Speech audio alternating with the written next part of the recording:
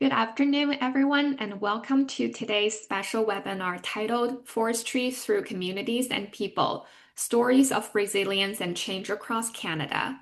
This webinar is hosted by the Canadian Institute of Forestry in collaboration with Natural Resources Canada. My name is Sharon Young, and I'm delighted to moderate today's webinar. Before we begin, I would like to acknowledge that the lands on which we gather today are the traditional and unceded territories of Indigenous peoples who have cared for these lands for countless generations.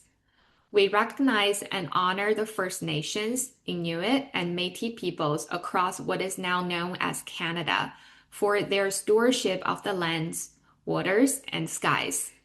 As professionals in forestry, we acknowledge the diverse cultures, languages, and traditions of Indigenous peoples that continue to influence these territories and their profound connection to the forest, waters, and ecosystems that sustain us.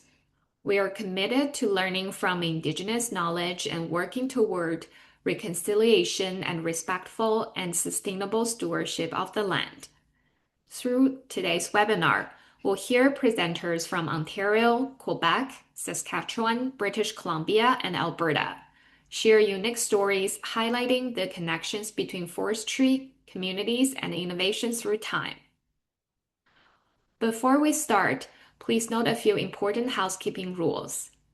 This webinar is being recorded, and the recording will be made available at a later date.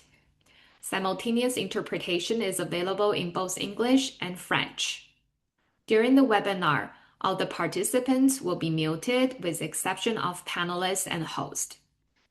To share a comment or idea with all the speakers and participants, please use the chat tool. You can click the chat icon in the Zoom toolbar, which is at the bottom of your screen.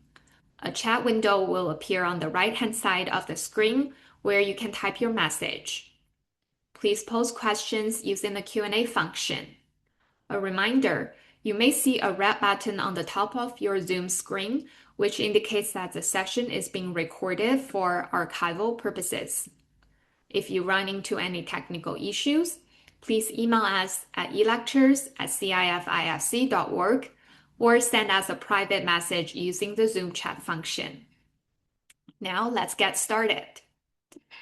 Our first presentation, We Can Weep or We Can Fight to the Best of Our Ability, The Near Death of Emile and the Birth of a Forest Company, 1972 to 1973, will be delivered by Dr. Mark Kuhlberg.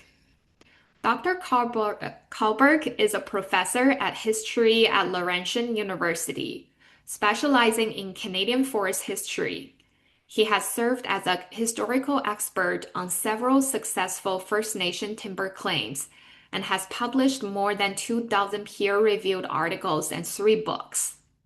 Dr. Kuhlberg has spent 20 seasons in the tree planting industry and continues to be actively involved in contemporary forest issues. Mark, over to you. Thank you, Sharon and the CIF, for the opportunity to speak today.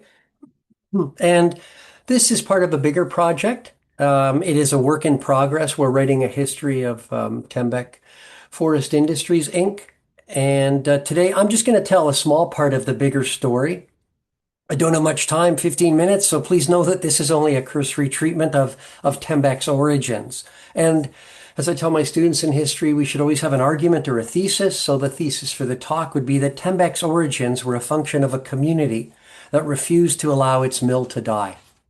The story begins in Témiscamingue, Quebec, on the border between Ontario and Quebec. So this is a blow-up of a map, obviously, of North America, but we're going to be speaking about this area here. So Témiscamingue, Quebec is our center of the story, and right here, this is a blow-up of the map just to get our bearings, okay? An iconic pioneering Canadian papermaking family, the Riordans, built a mill there in 1920. The operation became known as the Kippawa Mill. It was named after the little town just upstream from Témiscamingue. It was a cutting-edge plant for its time, especially. It produced dissolving pulp, which was a specialty product at the time that was converted into this new magic fabric called rayon. It was the only mill of its type in Canada, and it made roughly half the world's supply of dissolving pulp. The Riordans also built a model community around the mill as well. One thing to note about its location, it was at the northern edge of the Great Lakes St. Lawrence forest, in which hardwoods generally predominate. The mill relied upon spruce fiber, however, so it had to go farther and farther north each year into the boreal forest for its wood. Temiskaming's history, and indeed the history of the entire Canadian pulp and paper industry, fundamentally changed in the mid-1920s. Although the mill in Temiskaming was cutting edge, it had been financed in a way that burdened it with enormous debt. And a severe recession hit Canada in 1920-21 right after the war, and the Rejean Company went into receivership. A plan to reorganize it and keep it in Canadian hands was ready within a few years.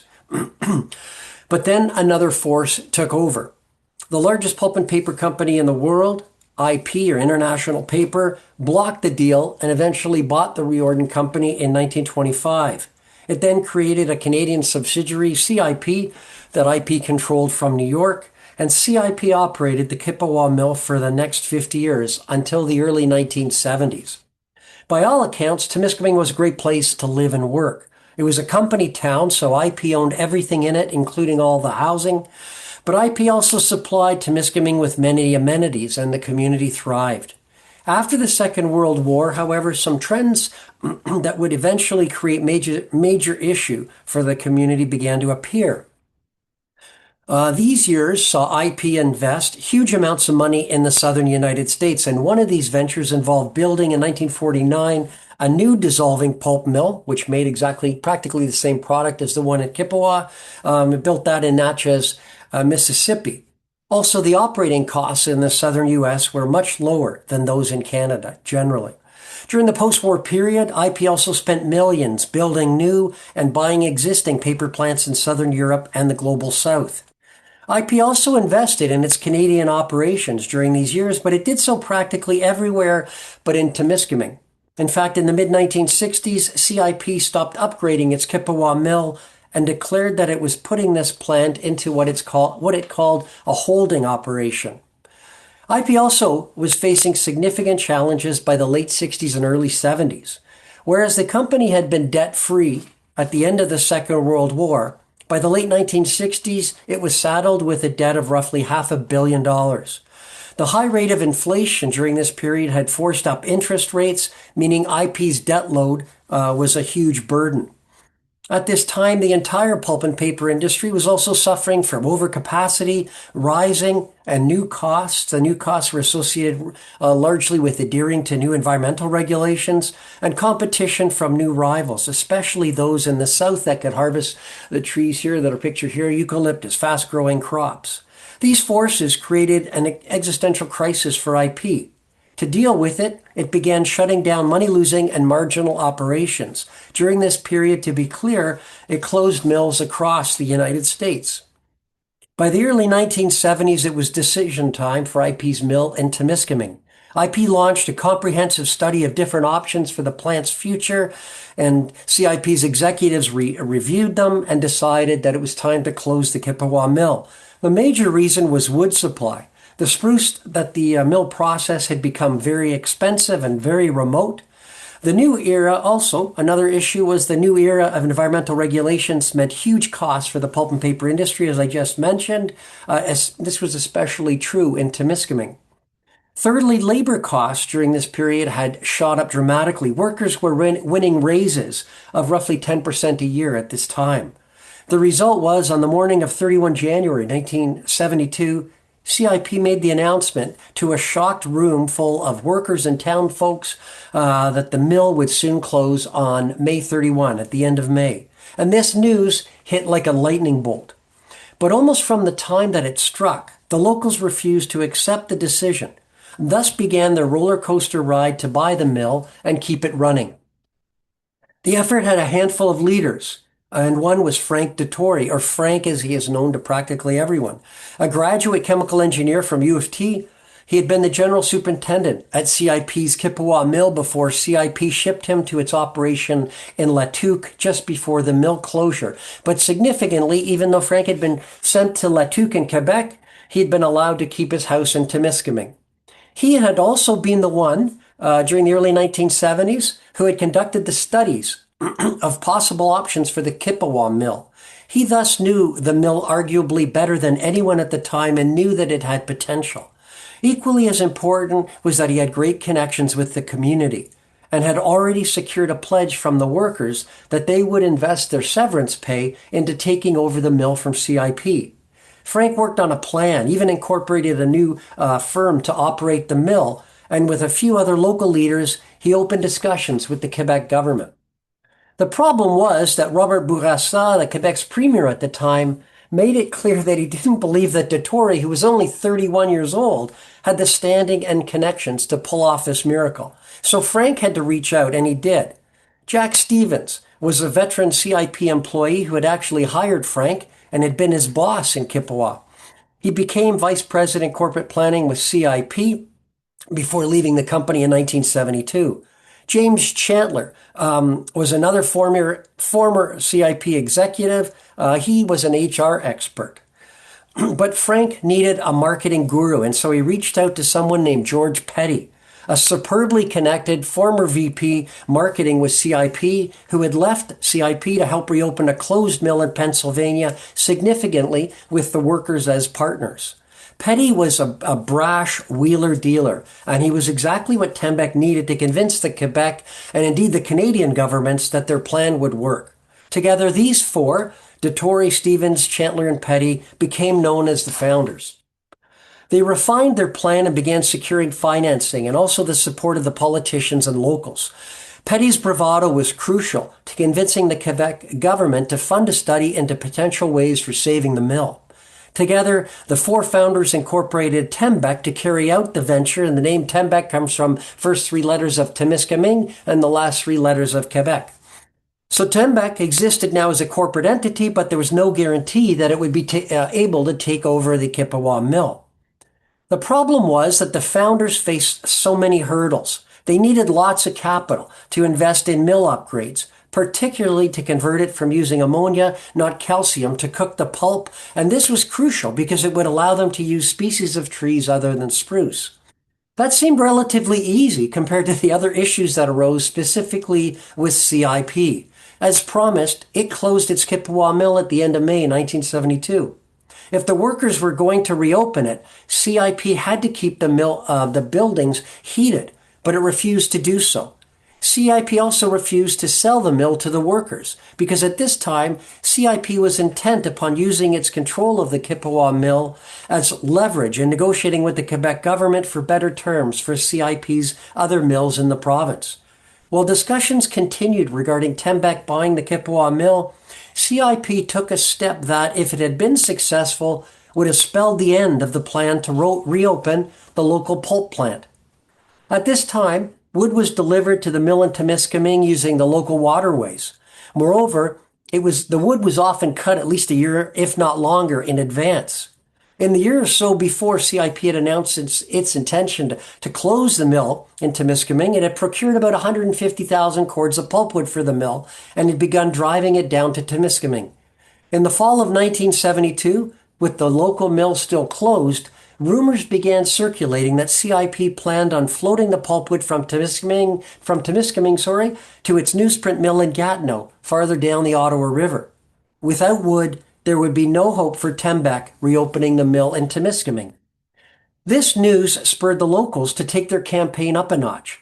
They went on a protest tour. Its first step was CIP's headquarters in the famous Sun Life building in Montreal. Next, they traveled to Trois-Rivières and Quebec City to demonstrate at the office of Quebec's Minister of Lands and Forests and the Quebec Assemblée Nationale. They also went to Ottawa to protest on Parliament Hill. And the roadshow apparently helped, because subsequently both the Quebec and the federal governments committed to being partners in the effort.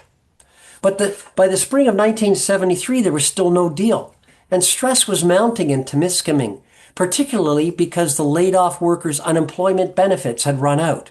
In addition, Temiskaming was a company town from which CIP had basically walked away, and so social services had also dried up.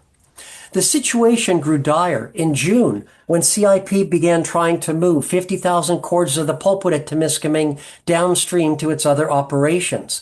Of all the dates to do it, CIP chose the 24th of June. If for anybody who knows Quebec history, this is the Saint Jean Baptiste Day. And remember, this is 1973. Quebec has just gone through the Quiet Revolution, which had unleashed a zealous spirit of Quebec nationalism.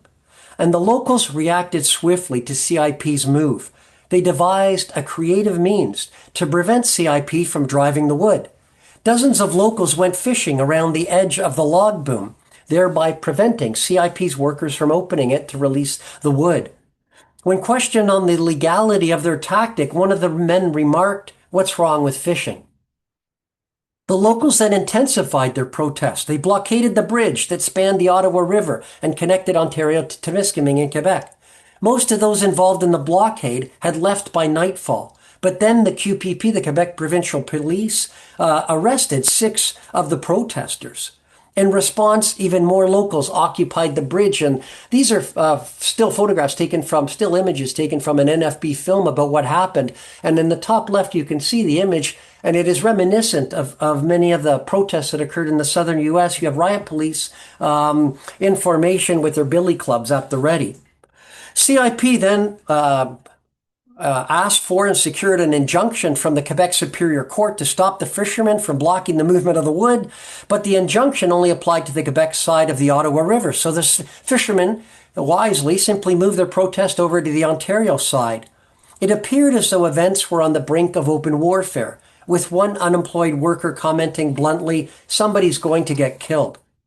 The fishermen continued their protest, and in mid-July, history was made when the women joined the demonstration in the river.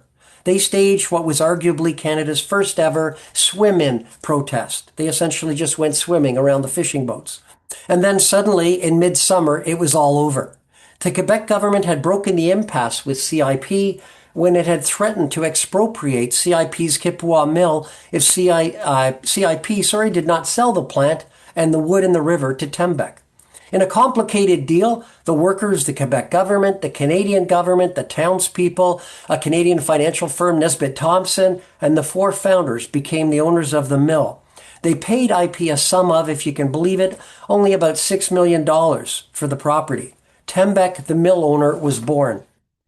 From these humble beginnings, the company would grow under Frank. He began as the mill manager, then joined Tembec's board of directors as VP of operations, and then became CEO in the 1980s. He would remain in that position for over 3 decades. His and Tembec's mantra from the outset was a company of people building their own future, and it was true to its word.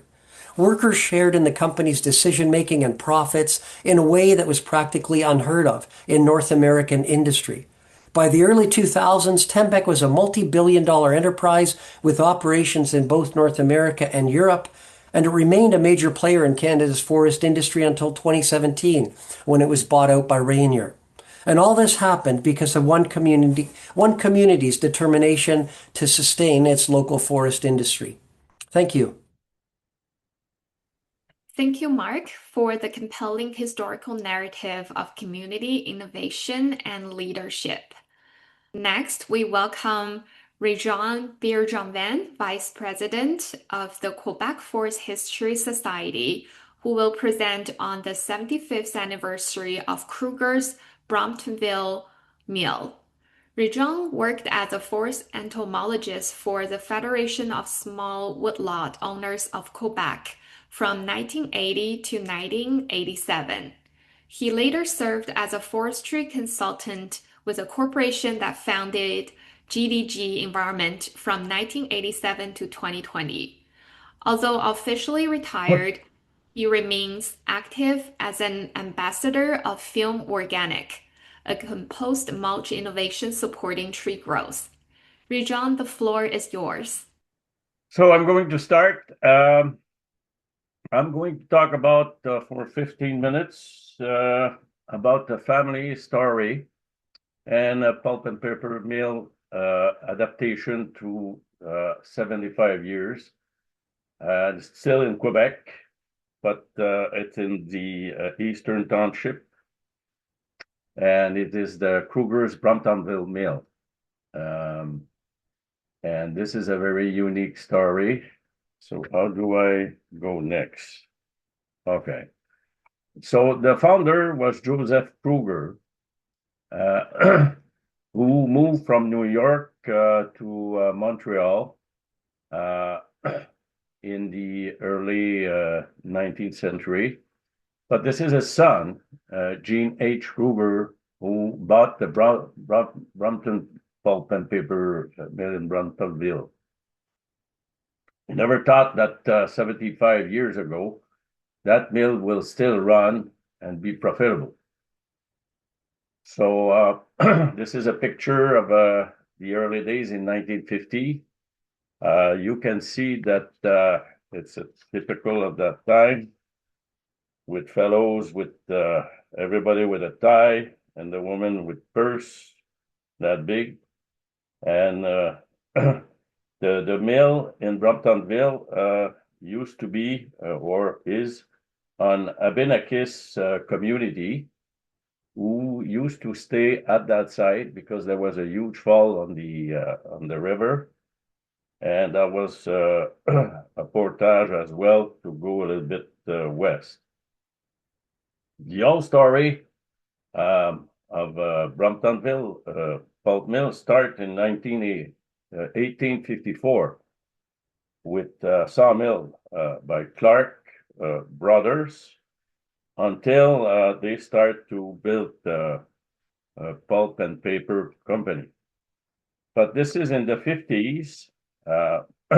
So the story began in Bramptonville with mechanical pulp merged with the Royal Paper Mills Company of East Angus, and then became the St. Lawrence Corporation, following by another merger. It's until 1948, it's not in the text, but there was a huge, I guess the word in English is still the same than in French, debacle, a huge water who kind of destroyed the mill. But the Hydro Sherbrooke at the time were producing electricity for the city, but they wanted to have the control of the electricity at the Bramptonville site as well. So everything was transferred to the municipality, and this is when Kruger family bought the mill from the municipality. So little word about Joseph Kruger moved in Montreal, and he set his corporation. At the time, he was a modest fine paper distributor, and on McGill Street. So the Kruger family saw immense potential of exploiting local forest in the Eastern Township, and the mill was primarily dedicated to the production of newsprint-related product as newspaper to meet the demand.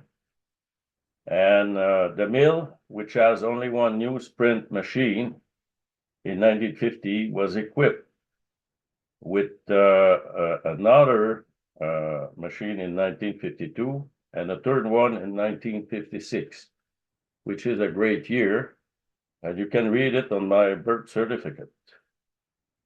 So just a few words about the wood supply. It was with 4 feet log, used to be called in French pitoun.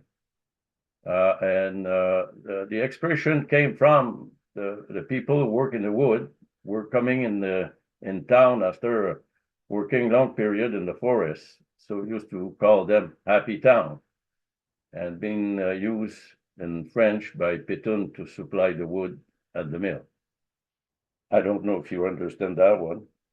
So the semi-mechanical process in 1952 was the process to transfer the wood in a pulp. Ahead of that, there was a grindstone system with water defibrillation.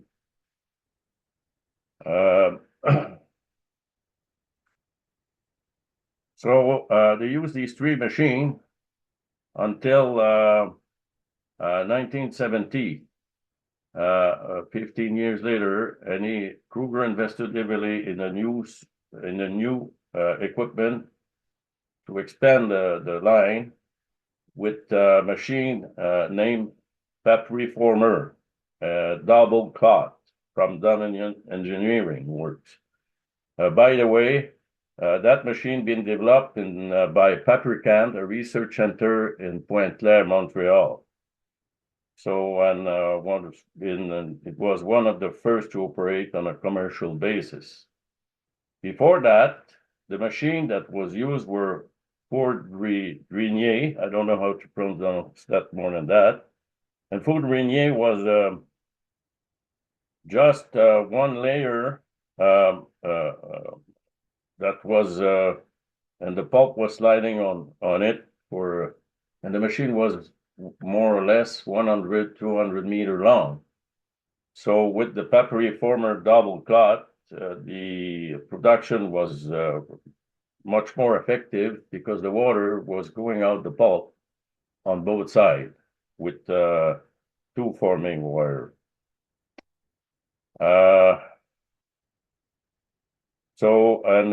For those who want to hear more about the Ford Renier, there is a very great paper on from our society. And by the way, my marketing pitch is $70 abundant for 3 years. Sorry about that. So in 1990, Bramptonville plant implemented significant initiative to reduce its environment footprint by recycling de-inking plant, and also made arrangement for recycle the newsprint. And in 2018, Kruger began a construction and changed drastically his business plan for paper towel and toilet paper mill. And so they migrate their production from pulp and paper to paper towel and toilet papers. So, sorry, I have to change my picture. Okay. So the machine, they invested quite a few $1 million to a LDC tissue machine.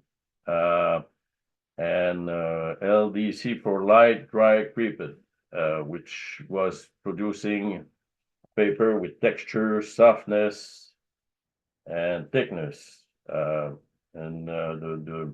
commercial name of these tissue, as you probably know today, is Cashmere, Purex, Scotties, White Swan, Sponge Towel.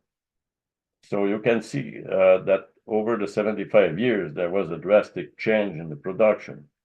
So you can see the mill by the river on the left picture is the Saint François River, named by Champlain in 1635. Might be interesting for you to know. There's nothing related to Saint by the François, because Champlain named it at the name of François Lauzon, which was a rich family who collaborate to the build of the Nouvelle-France. And there is the Lauzon municipality in front of Quebec City again. So the challenge and adaptation, the Bramptonville plan has faced a variety of challenges over the decades. Transition to digital has reduced the demand of newsprint, forcing mill to reinvent itself. And the Kuhlberg family have been able to diversify their product and focus on growth segments such as tissue paper. So the Kruger mill has always been an economic driver for Bramptonville and the surrounding area, which is the Sherbrooke region. So this is an example of what a company and a family over the time remaining true to its roots. and has a positive impact on the local community. I'd like to thank Jean Majot from Kuhlberg, VP Corporate Business Officer, to share all these information with us. Thank you. Thank you, Rejean, for this insightful look at the longevity and transformation of the Bromptonville Mill. Our next speaker, John Daisley, will discuss the genesis of the OSB industry in North America. John is currently retired, but during his career, he has worked as a government logging inspector, power saw operator on a road location crew, regeneration surveyor, logging supervisor, skiller, safety and environmental coordinator, and road construction supervisor. However, his primary role was a planner with Saskatchewan Forest Products Corporation, Macmillan Blondell, Saskatchewan Macmillan, and Weyerhaeuser. John, over to you. Thank you, Sharon and CIF for facilitating this presentation. So I'm going to speak about the genesis of the OSB industry in North America. And with that, welcome everybody to Hudson Bay, Saskatchewan. So the pathway that led to oriented strand board industry began in Europe in the 1920s with experiments in hardboard production from wood chips. And the 1940s saw the rise of non-structural particle boards, which would eventually pave the way for structural particle boards. Max Himmelheber of Beersbronn in the Black Forest in Germany is considered the inventor of the class of products termed particle board. The first particle board commercially sold that could be considered structurally rated particle board was Novoply. This was a three-layered particle board first produced in Switzerland in 1946 and patented in 1950 in the US by the US Plywood and then Georgia Pacific corporations. The first United States plant was built in Anderson, California, and began production in May of 1951 and representing a $2 million investment. The product was significant because it made use of sound pieces of leftover wood, compressing layers of wood particles with adhesives to create a durable, warp-resistant board, which was welcomed by users such as furniture and cabinet makers.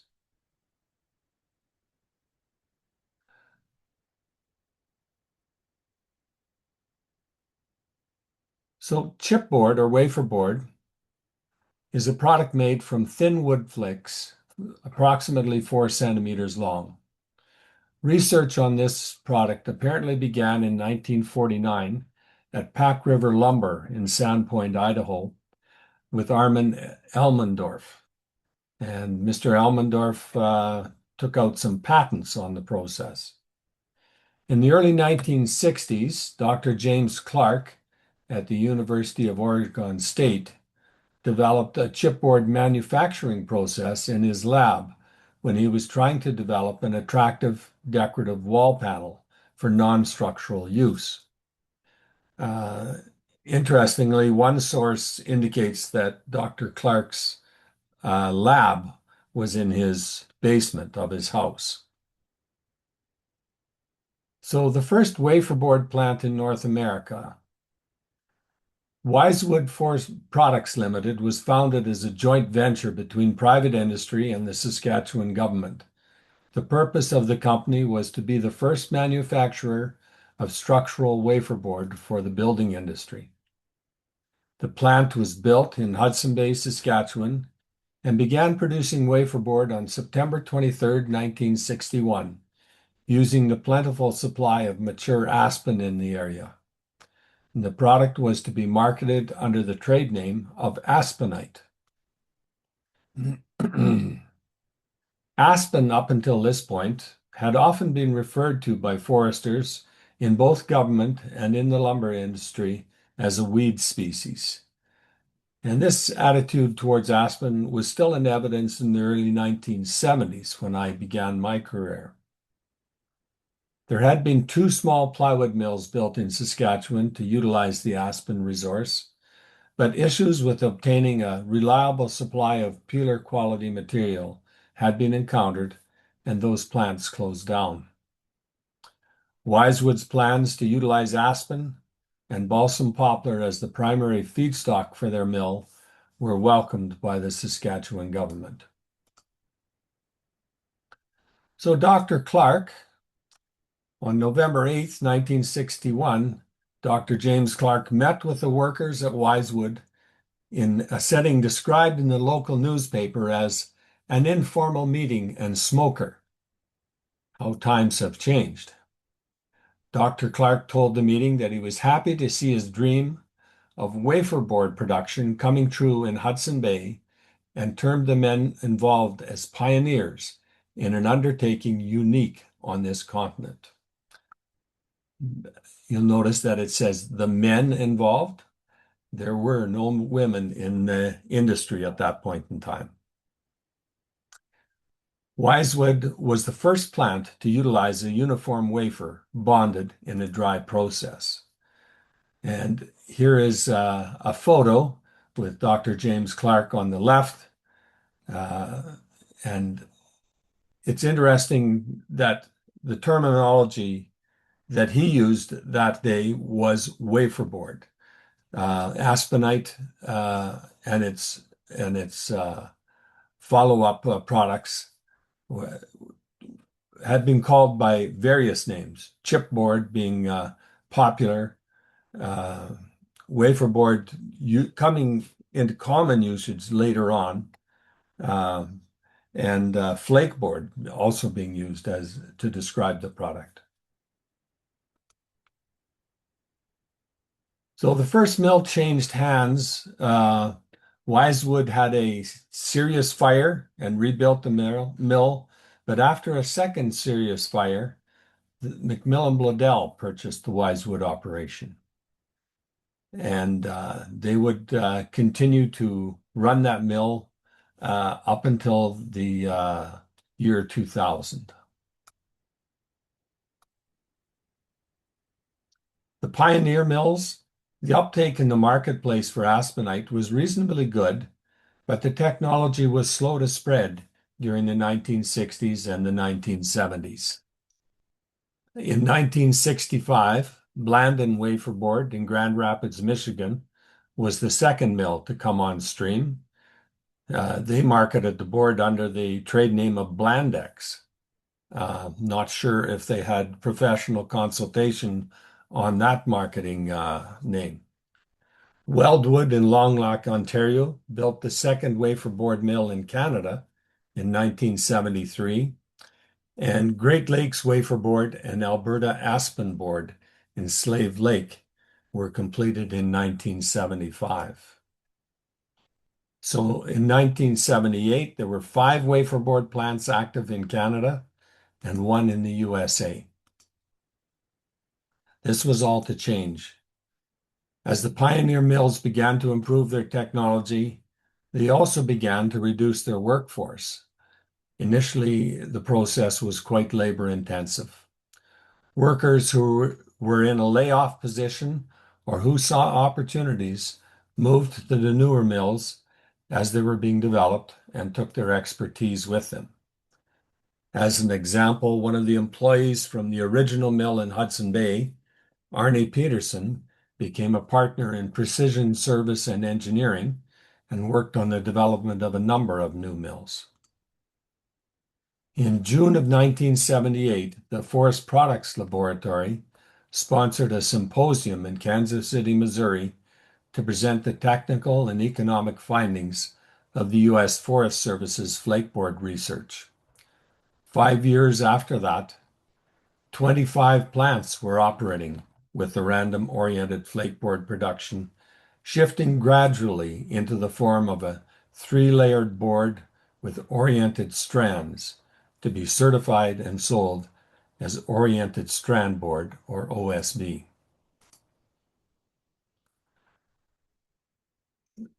I had trouble finding an appropriate photo, but this is a photo of a typical OSB mill circa the year 2000. I believe this is in northern British Columbia. The current situation, from the humble beginnings of that first structural panel that rolled off the press in Hudson Bay in 1961, the industry has grown and come to dominate the North American construction industry.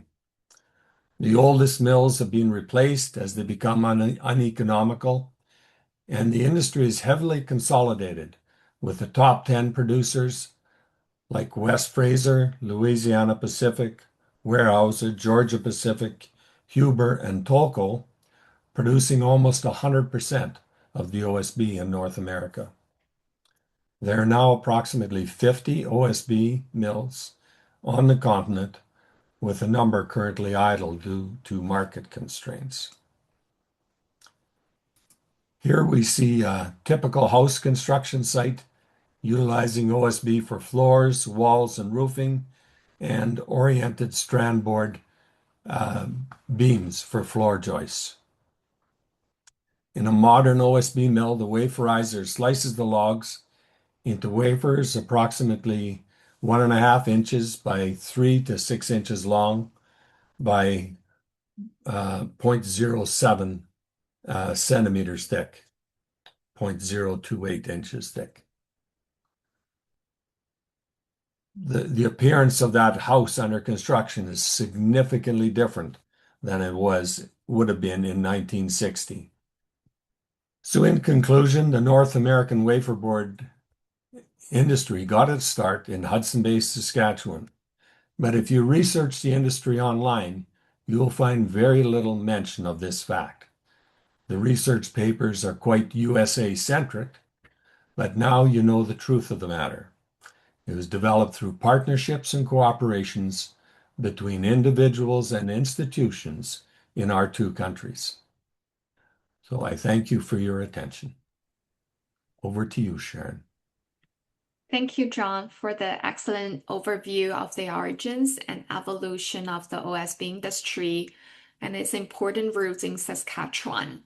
Now let's turn to the West Coast. We are pleased to welcome Eric Anderson, Vice President of the Forestry Association of British Columbia.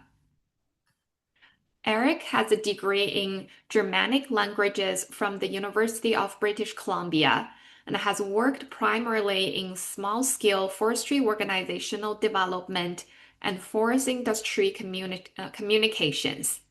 He also enjoys organizing and hosting international forestry tours. In addition, Eric is an elected municipal councillor and is currently compiling a historical map-based account of his BC coastal community. Eric, over to you. Thank you, Sharon. I should introduce, I have a little bit of biographical connection to the wood fiber pulp mill. It's the reason my family came to Canada. And my father obtained a job at the wood fiber mill in 1961, following a brief stint in northern Alberta at the Hinton pulp mill.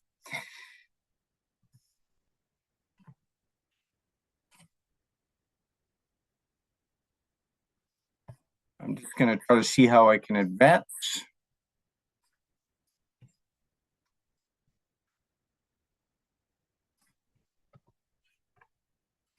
Oh, there we go.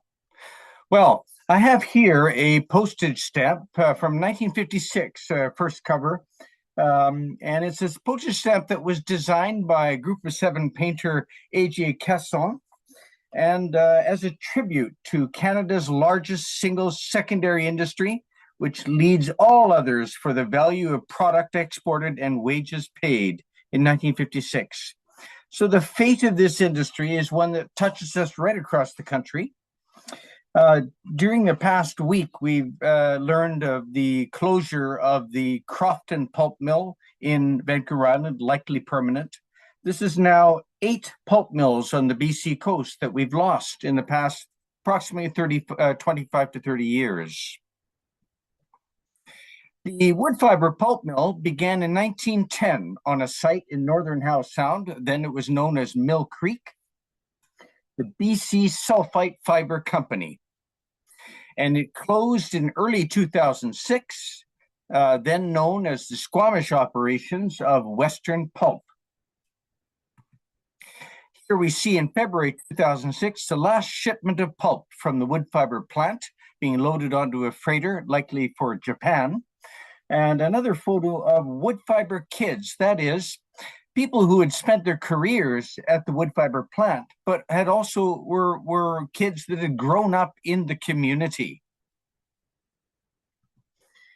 The residential community, that is the company town of wood fiber, lasted for over 60 years, from the first operations of the mill in 1912 through to 1973.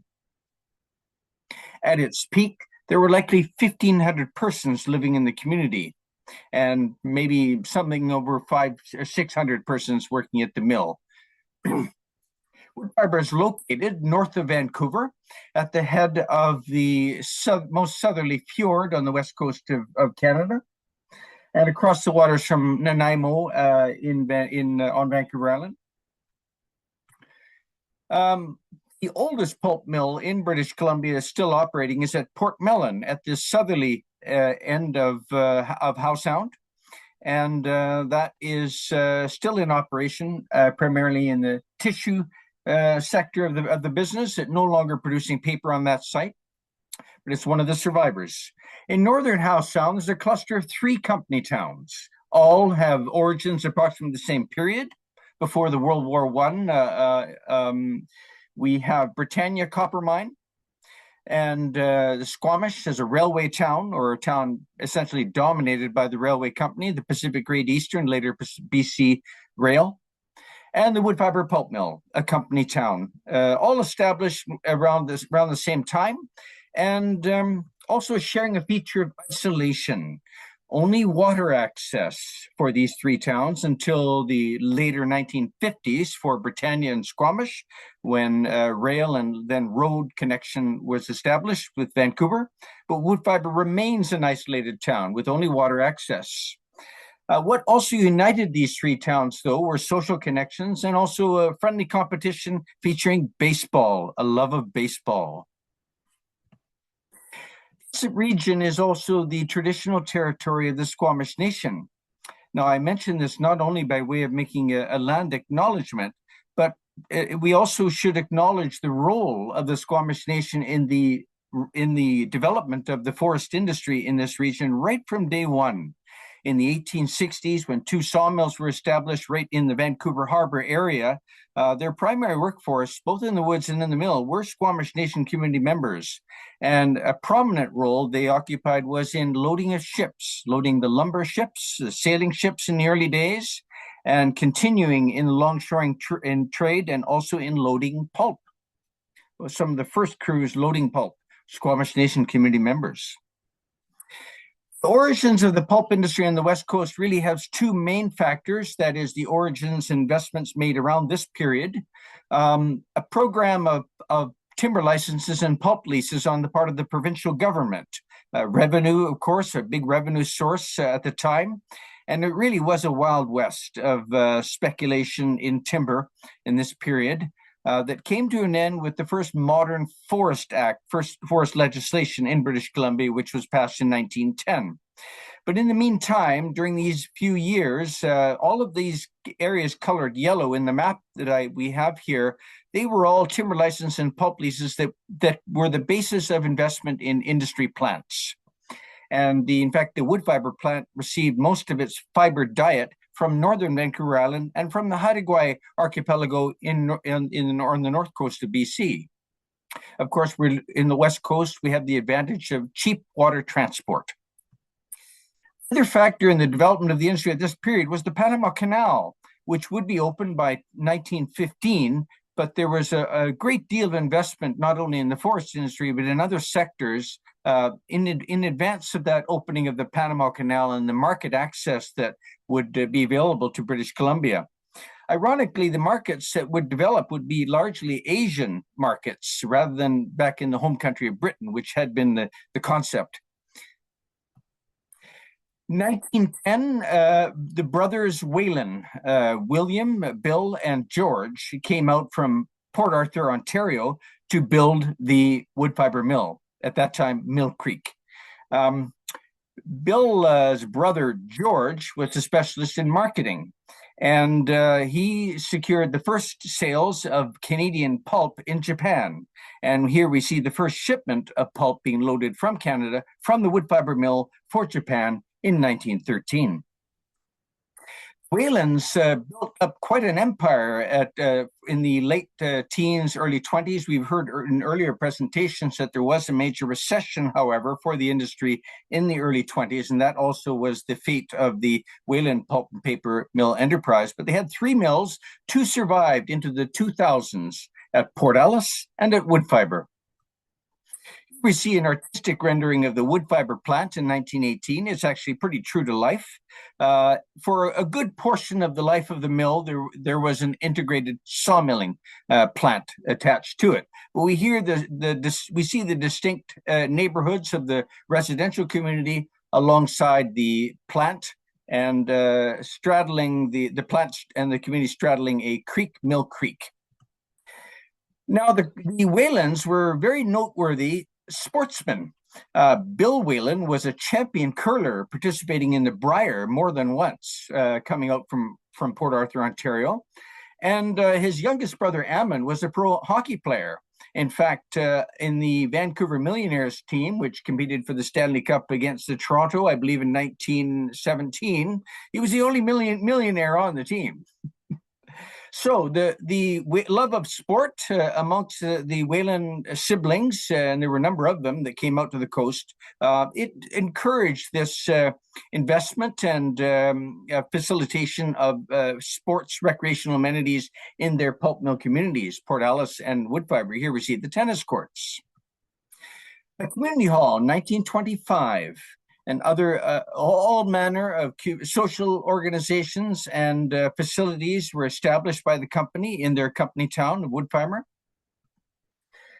The early community was largely populated by folks from Europe who came over literally with the equipment for the mill from Germany and Austria. Here we see originally the digester tanks came from Germany. The Fry family, for example, some of the early workers at the mill or employees of the mill, they were there almost to the end of the mill and are still today active in our wood fiber reunions. A feature of company towns probably across the country is you have a kind of a managerial style. Here, Mr. Brennan was a manager for about 25 years and had his hand in all aspects of the community and its social life, and also making sure that the local baseball teams and basketball teams were supplied with athletic recruits for working in the mill. So the sports was a part of the culture of these company towns, and not only Woodfibre, but other pulp mill towns on the coast, Port Ellice, Ocean Falls, and so on. The community at Woodfibre was always multicultural, but from the very early days, in the late teens, there was this large Japanese community, and comprising probably about a third, as much as a third of the workforce by the 1930s. And here we see also families residing at Woodfibre. The Japanese community resided in their own neighborhood or neighborhoods and had their own social organizations and networks, but were otherwise well integrated into the community. We see here a classroom photo from the 1930s. At least a third of the pupils are of Japanese ancestry. Here we have Japanese cookhouse. They did have their own cookhouse and their own gardens. Sumo wrestling tournaments, judo clubs, traditional theater. The Japanese ladies club here, and sports events, sports days, and typically organized around plants within the mill. The bleach plant would have their team, the sawmill night shift orchestra, and so on. This is how the social and recreational life was organized in the mill.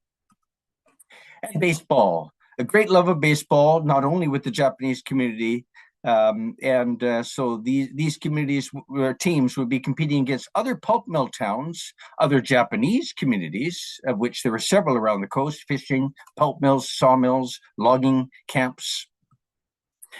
The Japanese community had their own English language newspaper by the late 1930s, and one of its editorial team members was a wood fiber resident, Tom Shoyama. Here we see an article expressing with pride their contributions to the pulp industry. Now, Tom Shoyama, after there was the forced evacuation of Japanese residents from the BC coast in 1942. But following the war, Mr. Shoyama pursued his education in public administration and became a top civil servant in the government of Saskatchewan under Tommy Douglas, and later was appointed as clerk of the Privy Council in Ottawa by Prime Minister Trudeau. So linkages back to the Japanese community at Woodfibre. So 1942, this forced evacuation, a good part of the labor force of the mill, and this was true in other plants around the coast too. Who replaced them? Well, Chinese labor in some respect. China, of course, being an ally of Canada during the war. But there were also substantial numbers of workers and families that came out from Quebec, and not least to Woodfibre. In fact, the last families who resided in the Woodfibre community were the Cloutiers, the Pelletiers, the Bois, and they're still very active in preserving the memories of Woodfibre, and through reunions and newsletters and websites and this sort of thing. The late 40s and 1950s was the heyday of the community of Woodfibre. And here we see in this 1950 photo, the plant. The creek divides comes down the middle of the picture, and two residential communities up on the hillside and over on the southerly side of the creek and of the town. Harlem Globetrotters paid a visit and played against the Woodfibre basketball team, 1947. Woodfibre had a drama club and all manner of amenities and social groups, clubs, new swimming pool from 1951, supplied by the company. It was a great pool. When I was in a youngster, we used to go take the ferry across to Woodfibre to jump into this marvelous pool, better than one we had. Woodfibre High School, brand new probably in this picture, but we see a picture of Woodfibre teens in 1950. We have a treasure of photos from this heyday era of the community, 1950s, community celebrations, parades, May Day parades, an expression of pride in industry, and the different components of the plant and all of these social clubs contributing to the life of the community and community celebrations throughout the year. Woodfibre activities, it's a hard pull, lend a hand. So lots of community spirit here. In 1950, a new ownership group came into the picture, Alaska Pine, which was European immigrants, the Kerner brothers, who thought that they could make a go of our problem species on the coast, hemlock, by rebranding it and pursuing new methods of drying hemlock lumber, and they were very successful. However, they needed a market for the chips from their sawmilling enterprise, and so they partnered with Abitibi from Eastern Canada in taking over the Woodfibre and Port Alice plants. In the late 50s, though, market changes, I suppose, for the sulfite industry led to, well, we're going to hold on to this plant or not. And the outcome was that Rejean came into the picture, an American firm. Later, I believe they had a plant in Quebec at Port Cartier. But Rejean really did partner with the community to rebuild this plant and pull off this successful investment. Just as an example, it was members of the community and the workforce that came up with new ideas of how to repurpose some elements of the plant, such as these original 1912 digester tanks. They were repurposed to other uses, storage uses. Just an example of the partnership that existed between Rejean and the community itself to revamp the community and keep it going. So Rejean made a number of expansions during its period of ownership, and this involved needing for more room. The site was very limited, And so this meant that they had to sacrifice the community, the residential neighborhood. So Rainier worked with the federal government. At that time, there were such programs. We would wish that there were more of them today in employee housing. And so they developed new employee housing neighborhoods in nearby Squamish. And this is an example, kind of really a garden city concept, really quite progressive for the time, quite an investment on the part of the firm. And so the plans were to move the employees to Squamish as a residential community. However, the community did last until 1973, and with all of its clubs and organizations and its elementary school. And when it was time to move out, this is in 1971, well, they were not really wanting to move. And let's keep wood fiber in this newspaper headline. Despite the stench, they liked the town. And so we see wood fiber is to enjoy life. Don't wipe wood fiber off the face of the earth. Help save our wood fiber homes. Nonetheless, 1973, the last families moved out. And as I mentioned, they were the families originally from Quebec. So in 1966, in this photo, we see clearly the residential communities on the southerly side of Mill Creek and up above the mill, and also the bunkhouses facilities there as well. In 1974, we see the residential community is gone, and the plant has almost doubled its size as far as footprint on the site. So this is still nonetheless a well-remembered community. Those who grew up in the community, and there are many people around here in the region still today, organizing wood fiber reunions every few years. They've been doing this since the early 80s, and I was part of my wood fiber reunion event myself here in September, with over 200 families represented at an event in Squamish. Lots of memories, and this means that there's lots of heritage preserved, memorabilia, photos, this sort of thing. It is a well-documented mill and a well-documented community. There were plans for rebuilding the mill in the late 70s and early 80s, but delayed due to recession during that period of time, until a consortium of coastal sawmilling companies acquired the plant in 1980 and pursued substantial modernization investments in the following years. Again, sawmilling companies needing an outlet for their chips. Sawmillers, though, in the end, we ran out of chips for the coast. The coastal log production and sawmilling industry has contracted severely over the last couple of decades. Simply not enough chips to go around to support wood fiber and all of the other mills. And as mentioned, we've lost Crofton due to chip supply, wood supply, probably permanently, announced last week. So here's a late picture of the mill.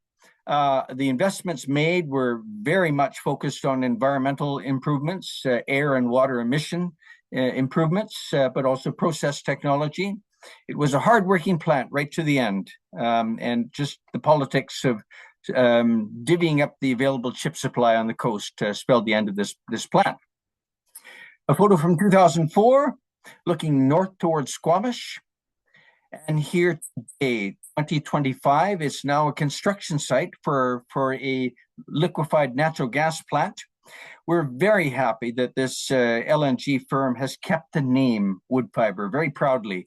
And with its partners in this construction project and in the natural gas industry that's now taken over this site, we're very glad of their support for the heritage of wood fiber, and they've been very good partners in that respect.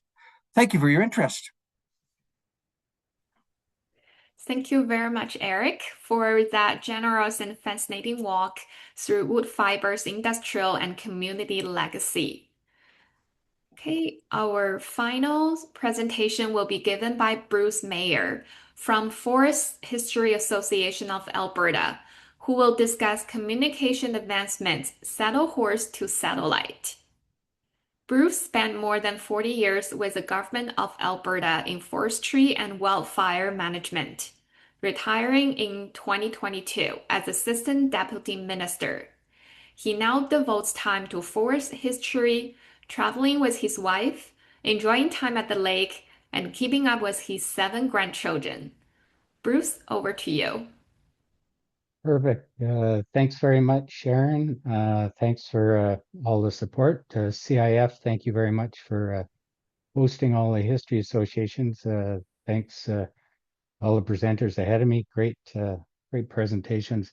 When I started working on this one, I didn't realize it would turn into a bit of a photo essay more than anything else. But there's some pretty cool photos. So advancements in communication from the early days to now. So early communication, as everybody was aware, was handwritten, then typewriters with letters.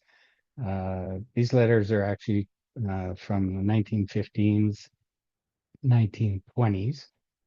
And then telegrams. The system was invented in mid 1800s. The benefit to telegraphs and telegrams were messages were almost immediate. You'd get them the next day or overnight, much faster than letters of the time before. Then came the connected communication systems. So single line, as you see here with the tin cans, developed into telephone system.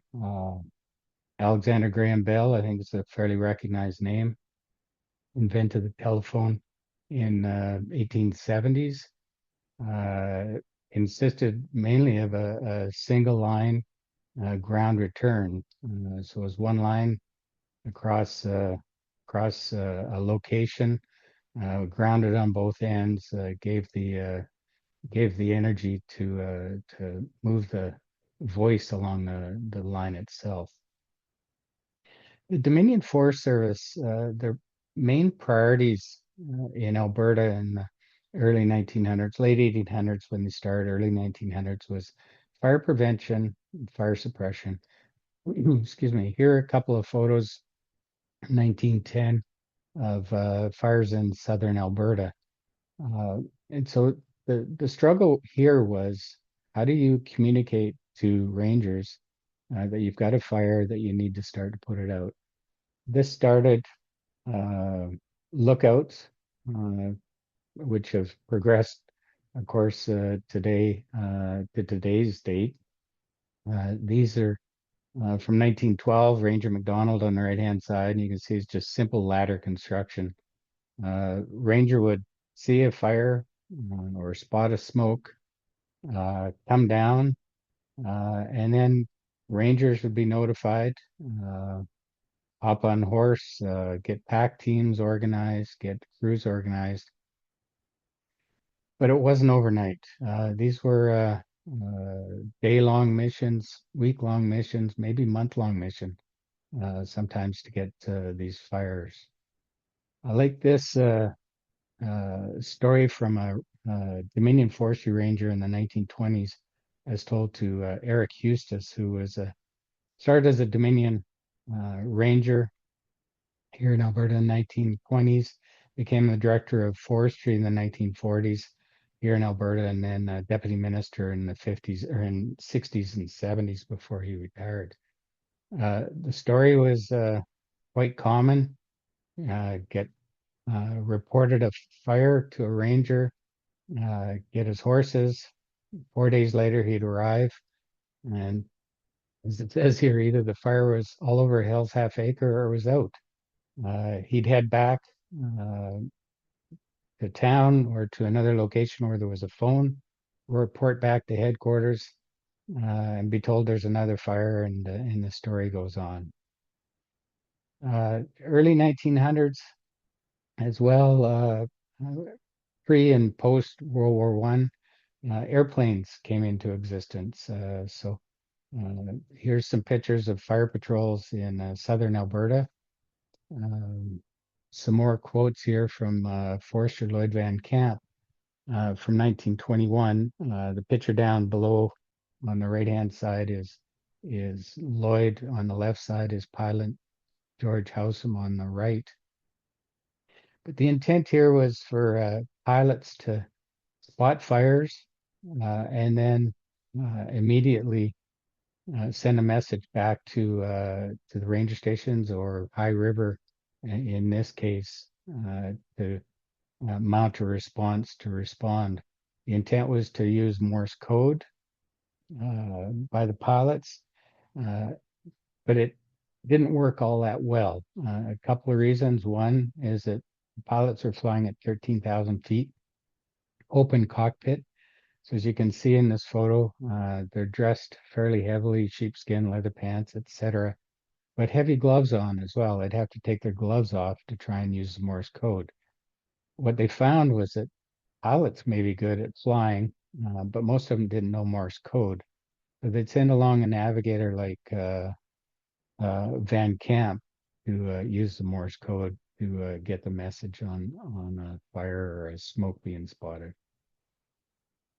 Just a couple examples of Morse code tools that one of our lookout observers, Sam Fomuck, had used throughout his career.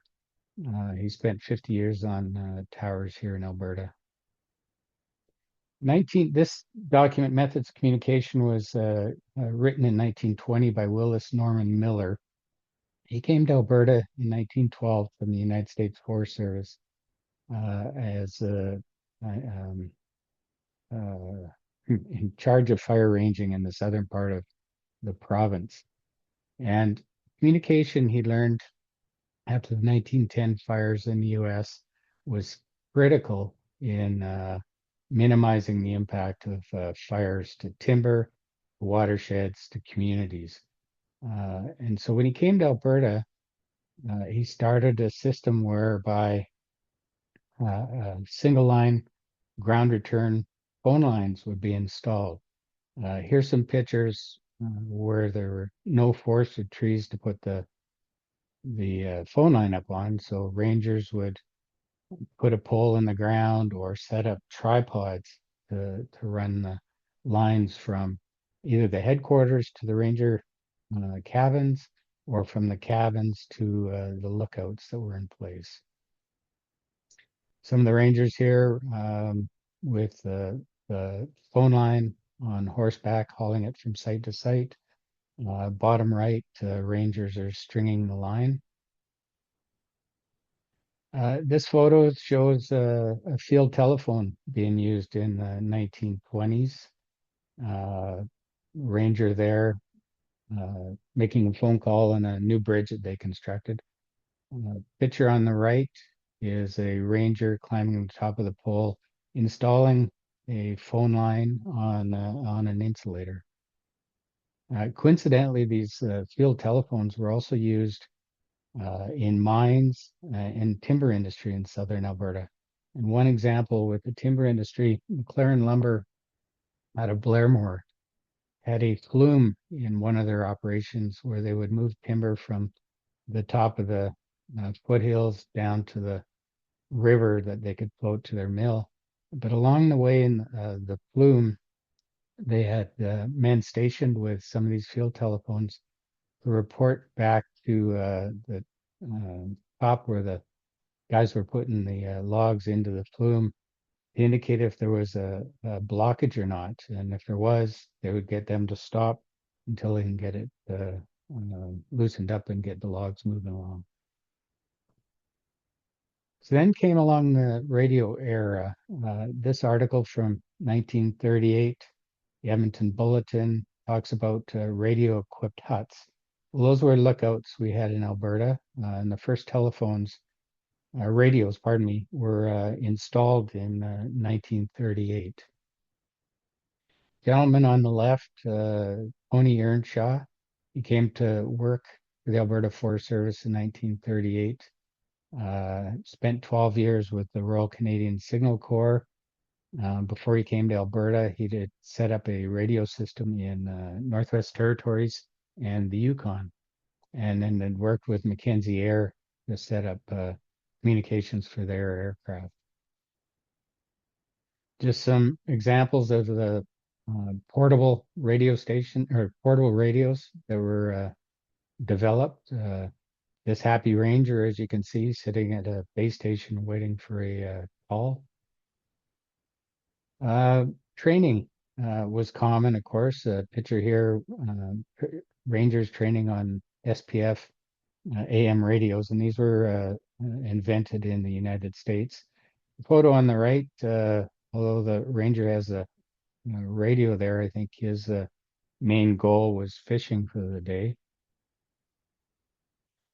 A couple of newer radio companies that came into existence in the 40s and 1950s were Humble and Chisholm.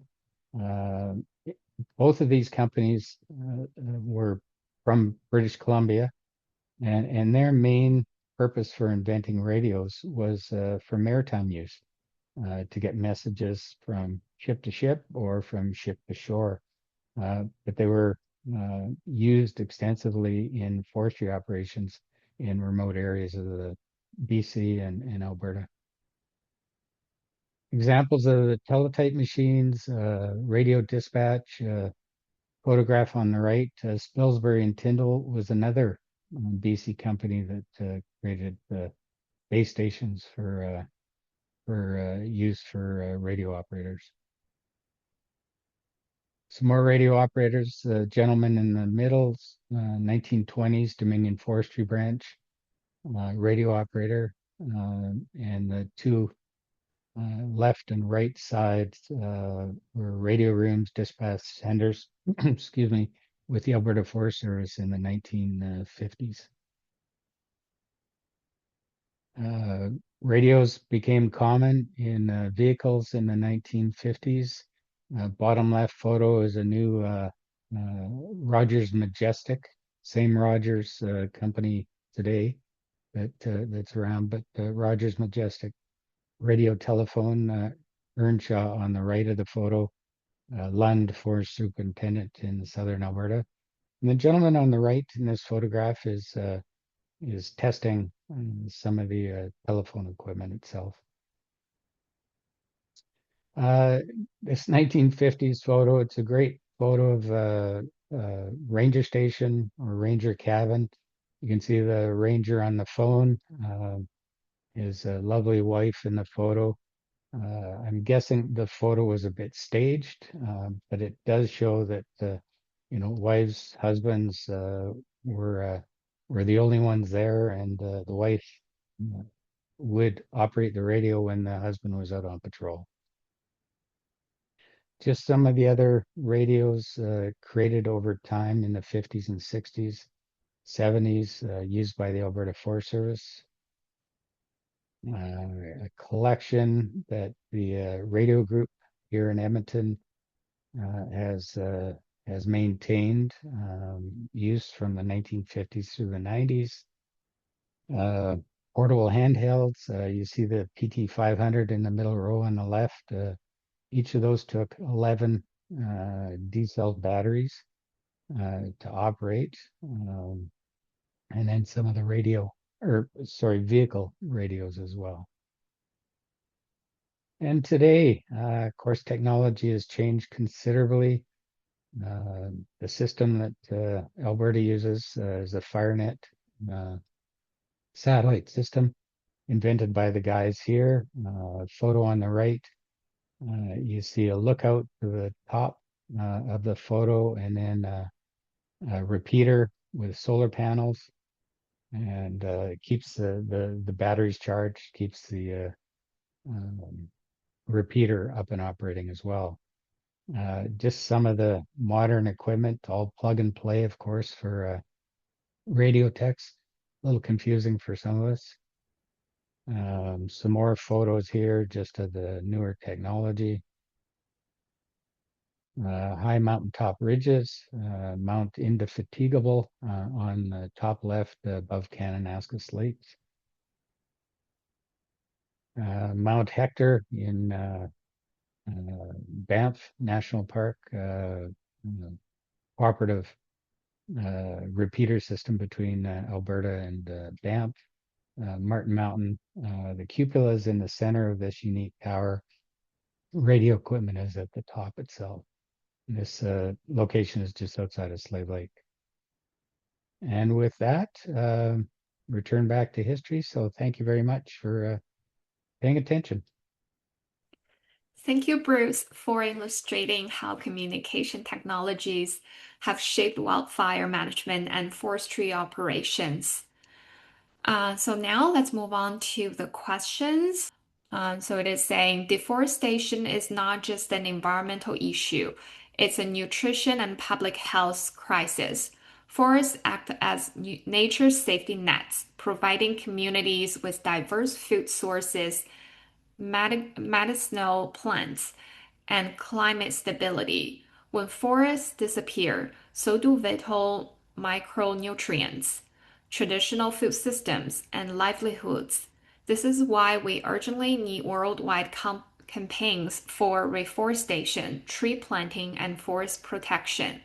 The UN and national governments must work together to strengthen conservation efforts and safeguard these ecosystems for future generations.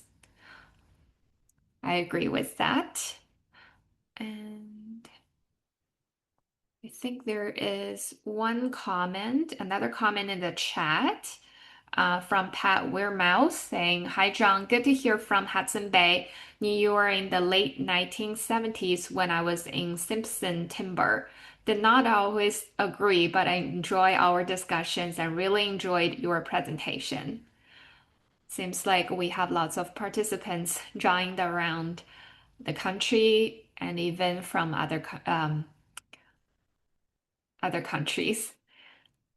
My first question is for Eric. There are images of early Japanese Canadian families and community events. How did cultural diversities shape social life in wood fiber over the decades? Yes, this multicultural feature of wood fiber is very important for the community, and perhaps it may have been part of the success of coping in a relatively isolated location as well. We can consider it's fairly close to Vancouver, but in fact it was not. It was a rather logistical haul to make it to Vancouver. So I suspect that the multicultural nature of the community throughout its existence, another phase of that or aspect of that is the number of European immigrants and from, in fact, around the world, people with trades who came to Canada after the war, so that the 50s, 60s, and 70s had another element of multiculturalism. Now, these immigrants were also, well, I'll just put it simply, they tend to be hard workers. And a feature of the plant right up to its last days was that this is a plant that accomplished things with relatively little, let's say, oomph behind the ownership. With some of the comments from people who visited the mill in its last days, boy, you sure do accomplish a lot for all of the lack of support we give you for maintenance and so forth. Well, this is due to the spirit of the workers. And during the period when the village, the community was at work there, that intimate connection between the plant and the families there also contributed, no doubt, to the success of the plant. So diversity, commitment, and the element of people coming from other countries and working as first and second generation immigrant families, they're going to tend to be hard workers. And this comes from the testimonials of the managers as well. Thank you, Eric. I appreciate that. All right, as we conclude, I would like to extend a sincere thank you to all our presenters for sharing their stories and expertise, and to all participants for joining us today. As you know, the recording of this webinar will be made available on the CIF website in the next few days. And if you have additional questions, please feel free to email us at electures@CIF-IFC.org. And as this is our last CIF webinar of 2025, we wish you a Merry Christmas and a wonderful holiday season. Okay, bye everyone.